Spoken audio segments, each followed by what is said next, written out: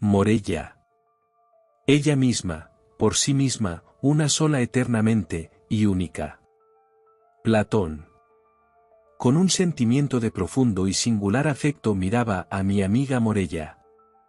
Arrojado por accidente a su compañía hacía muchos años, mi alma, desde nuestro primer encuentro, ardió con fuegos que nunca antes había conocido, pero los fuegos no eran de Eros, y amarga y atormentadora para mi espíritu fue la convicción gradual de que ya no podía definir su inusual significado, ni regular su vaga intensidad.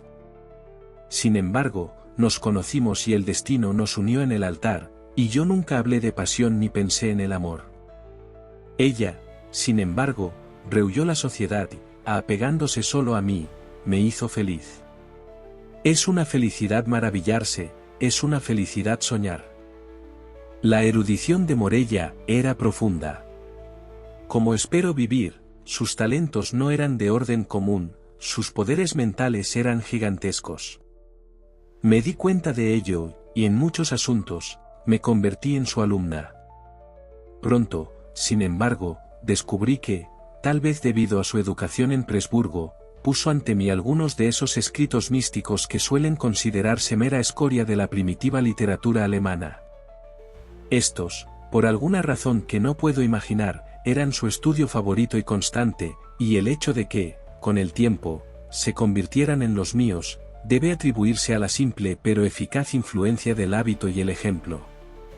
En todo esto, si no me equivoco, mi razón tuvo poco que ver. Mis convicciones, o me olvido de mí mismo, no fueron en modo alguno actuadas por el ideal, ni se descubrió tintura alguna del misticismo que leí, a menos que esté muy equivocado, ni en mis actos ni en mis pensamientos. Persuadido de esto, me abandoné implícitamente a la guía de mi esposa, y entré con un corazón inquebrantable en las complejidades de sus estudios. Y entonces, al hojear páginas prohibidas, sentía que un espíritu prohibido se encendía dentro de mí. Morella ponía su fría mano sobre la mía, y sacaba de las cenizas de una filosofía muerta algunas palabras bajas y singulares, cuyo extraño significado se grababa a fuego en mi memoria. Y entonces, hora tras hora, me quedaba a su lado, y me detenía en la música de su voz, hasta que, al fin, su melodía se teñía de terror, y una sombra se cernía sobre mi alma, y yo palidecía, y me estremecía interiormente ante aquellos tonos demasiado sobrenaturales. Y así, la alegría se desvaneció de repente en horror, y lo más hermoso se convirtió en lo más horrible, como Ginnón se convirtió en Gegena. No es necesario exponer el carácter exacto de aquellas disquisiciones que, a raíz de los volúmenes que he mencionado, constituyeron, durante tanto tiempo, casi la única conversación entre Morella y yo. Los doctos en lo que podría llamarse moral teológica las comprenderán fácilmente, y los ignorantes, en todo caso, las entenderán poco. El salvaje panteísmo de Fichte, la modificada de los pitagóricos y, sobre todo, las doctrinas de la identidad, tal como las propugnaba Schelling, eran generalmente los puntos de discusión que más belleza presentaban al imaginativo Morella. Esa identidad que se denomina personal, el señor Locke, creo, define verdaderamente que consiste en la cordura de un ser racional. Y puesto que por persona entendemos una esencia inteligente que tiene razón, y puesto que hay una conciencia que siempre acompaña al pensamiento, es esto lo que nos hace a todos ser eso que llamamos nosotros mismos, distinguiéndonos así de otros seres que piensan, y dándonos nuestra identidad personal. Pero el principium individuationis, la noción de identidad que al morir se pierde o no para siempre, fue para mí, en todo momento, una consideración de intenso interés, no más por la naturaleza desconcertante y excitante de sus consecuencias que por la manera marcada y agitada en que Morella las mencionaba.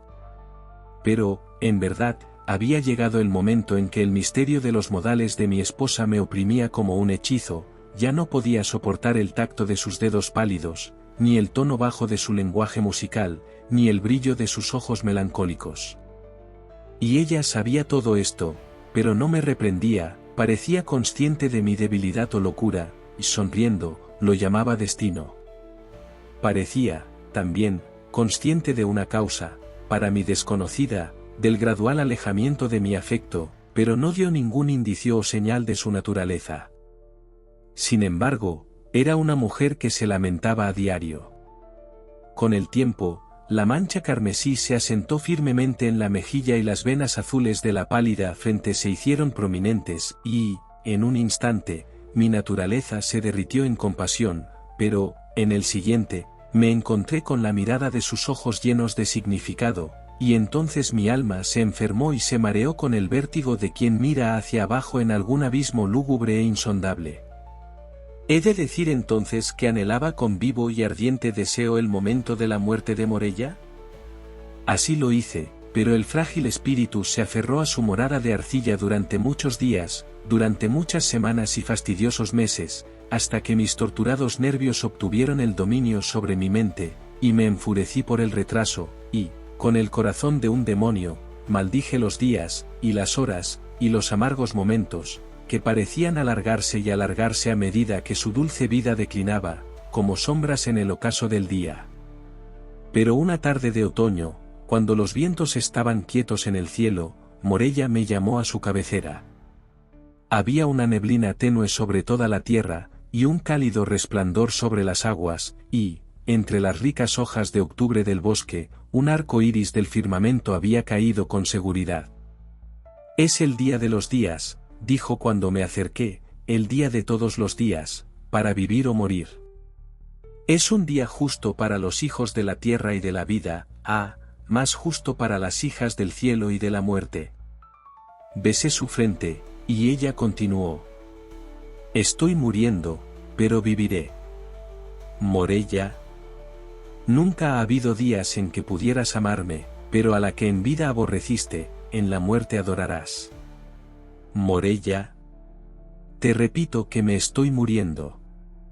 Pero dentro de mí hay una prenda de ese afecto, que poco, que sentiste por mí, Morella.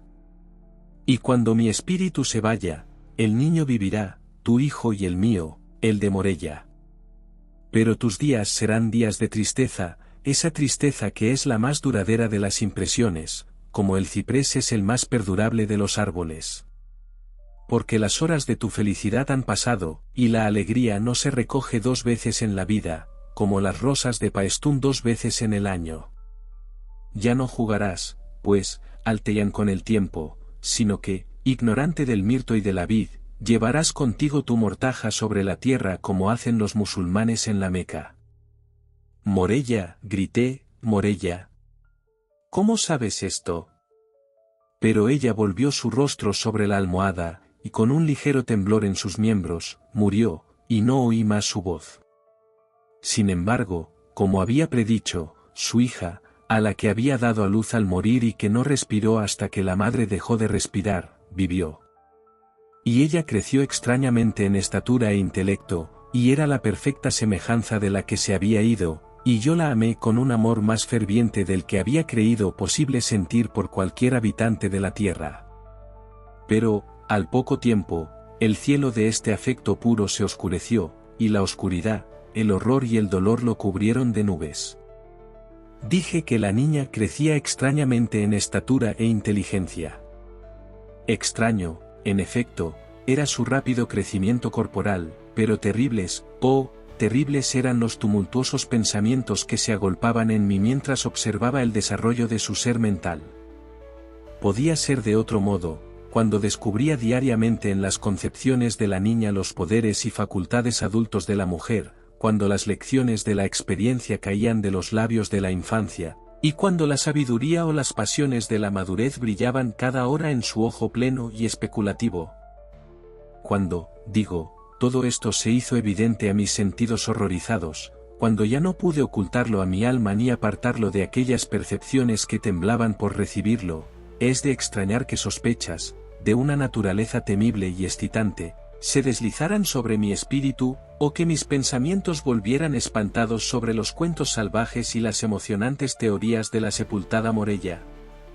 Aparté del escrutinio del mundo a un ser a quien el destino me obligaba a adorar, y en el riguroso aislamiento de mi hogar, vigilé con una angustiosa ansiedad todo lo que concernía a la amada. Y, a medida que pasaban los años, y yo contemplaba, día tras día, su rostro santo, suave y elocuente, y me detenía en su forma madura. Día tras día descubría nuevos puntos de semejanza entre la niña y su madre, la melancólica y la muerta. Y cada hora se hacían más oscuras estas sombras de semejanza, y más plenas, y más definidas, y más desconcertantes, y más horriblemente terribles en su aspecto. Podía soportar que su sonrisa fuese como la de su madre, pero entonces me estremecía su identidad demasiado perfecta. Podía soportar que sus ojos fuesen como los de Morella, pero entonces con demasiada frecuencia miraban hacia las profundidades de mi alma con el intenso y desconcertante significado propio de Morella. Y en el contorno de la alta frente, y en los tirabuzones del sedoso cabello, y en los débiles dedos que se enterraban en él, y en los tristes tonos musicales de su habla, y sobre todo, sobre todo, las frases y expresiones de los muertos en los labios de los amados y los vivos, encontré alimento para consumir el pensamiento y el horror, para un gusano que no moriría. Así transcurrieron 2 lustros de su vida, y, todavía, mi hija permanecía sin nombre sobre la tierra. Hija mía, y, amor mío, eran los calificativos que el afecto paterno solía emplear, y la rígida reclusión de sus días le impedía cualquier otro trato. El nombre de Morella murió con ella al morir. De la madre nunca había hablado con la hija, era imposible hablar. De hecho, durante el breve periodo de su existencia, ésta no había recibido ninguna impresión del mundo exterior, salvo las que le hubieran podido proporcionar los estrechos límites de su intimidad. Pero finalmente la ceremonia del bautismo presentó a mi mente, en su condición nerviosa y agitada, una liberación presente de los terrores de mi destino. Y en la pila bautismal dudé por un nombre. Y muchos títulos de sabios y bellos, de tiempos antiguos y modernos, de mi propia tierra y de tierras extranjeras, acudieron a mis labios, con muchos bellos títulos de gentiles, felices y buenos. ¿Qué me impulsó, entonces, a perturbar la memoria de los muertos enterrados? ¿Qué demonio me impulsó a exhalar aquel sonido que, en su mismo recuerdo, solía hacer fluir la sangre purpúrea en torrentes desde las sienes hasta el corazón? ¿Qué demonio habló desde lo más recóndito de mi alma, cuando, en medio de aquellos oscuros pasillos, y en el silencio de la noche, susurré a los oídos del santo varón las sílabas Morella?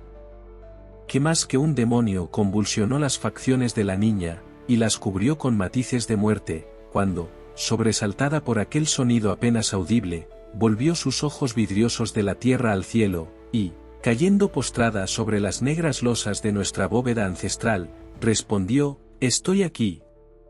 Distintos, fríos, tranquilamente distintos, esos pocos y simples sonidos llegaron a mis oídos, y desde allí, como plomo fundido, rodaron siseantes hasta mi cerebro. Los años pueden pasar, pero el recuerdo de aquella época, nunca.